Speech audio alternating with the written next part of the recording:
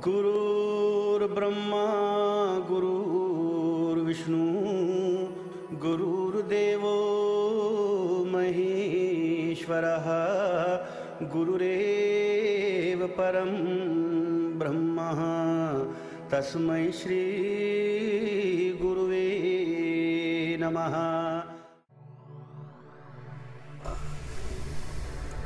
I don't initiate because of the vows that I took. Because I can't require performance from anyone.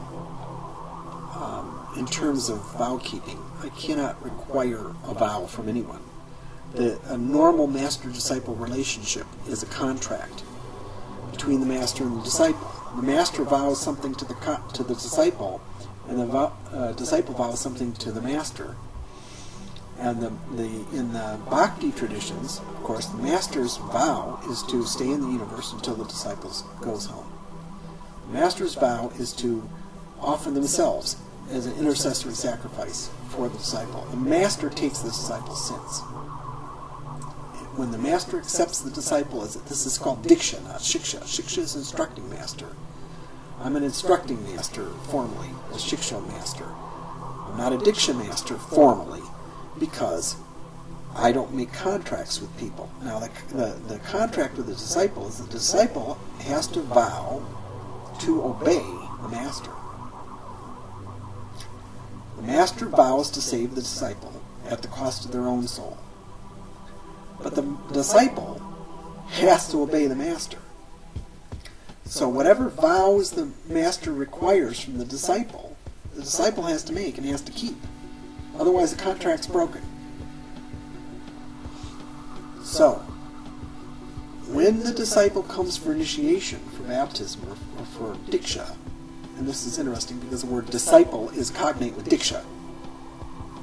The word doctrine and doctor, those are all from the same root. It's very amazing. So, the Diksha master, the doctor, who indoctrinates from a document. Isn't this amazing? Language is so amazing. It's all there. The doctor indoctrinates. He teaches doctrine from a document to a disciple. Isn't that astonishing?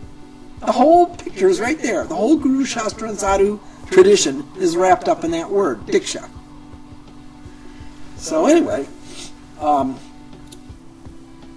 the exception to the now that master-disciple relationship, doctrine and disciple and document, etc., that is the Guru, Shastra, and Sadhu tradition that I've been telling you about, that you can find in these ancient apostolic orders, like the Catholic, the Orthodox. For instance, Tibetan Buddhism has a tradition that's about 700 years old.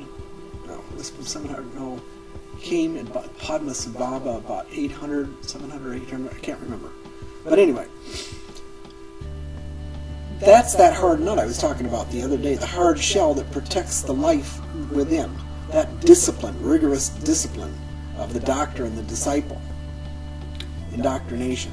So,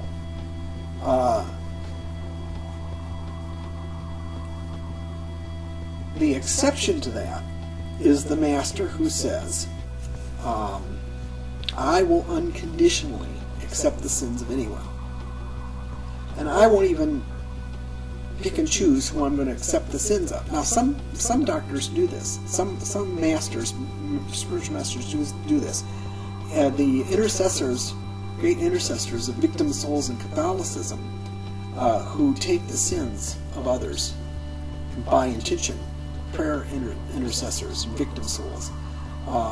Some of them, like I believe among the Carmelites, they will say intention. They will say, I'm offering up my sacrifices, penances, austerities, tapasya, for all the priests in my order, or all of the fallen brothers or sisters in my order, or for all Catholic priests, or for some particular group of people. And the Lord accepts their sacrifice. They join themselves mystically to the suffering of Christ.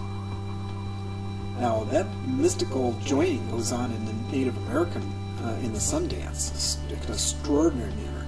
It goes on amongst the Shaivites who perform the Kavadi in Sri Lanka, when they do the piercing and stuff. The Shaivites are really, have a lot of that intercessory tapasya stuff. So, anyway, I'm making a distinction here between the normal modality of transmitting and salvation through spiritual masters who are all united back to Baladev or Sankarshan or Jesus, who is the original spiritual master, who in the beginning of every cosmic manifestation as Purusha avatar takes the sins of the world. So, all of these sacrifices, sacrifices in the mode of passion, mode of goodness, and mode of ignorance, are all in some way or another commemorative of the once and all sufficient sacrifice of Purusha. Now, only the sattvic sacrifices are offerable in Vaishnava tradition. The Rajarshik and the Tamasic sacrifices are not really offerable. They're religions in the mode of passion and ignorance, and they're heterodox. And so the saints are always trying to draw people back into the proper worship of Purusha. Significantly, Catholic, Jesus came as a priest after the order of Melchizedek, offered bread and wine. The Nazarites didn't participate in the blood sacrifices of the Levitical priesthood. Jesus was baptized by John the Baptist, who was the unchallenged Nazarite leader of his time, right? So we don't have to guess. We don't have to accept some concocted thing that Jesus was an Essene, who, that whole nonsense, Essene gospel of peace and all that nonsense, and modern concoction. We know that the Bible, as we have it, is a document of the Nazarite tradition. Why do we know this? Because it's Nazarites who are celebrated as the heroes all the way back to Samson. In the Old Testament, people who took the Nazarite vow are celebrated as heroes.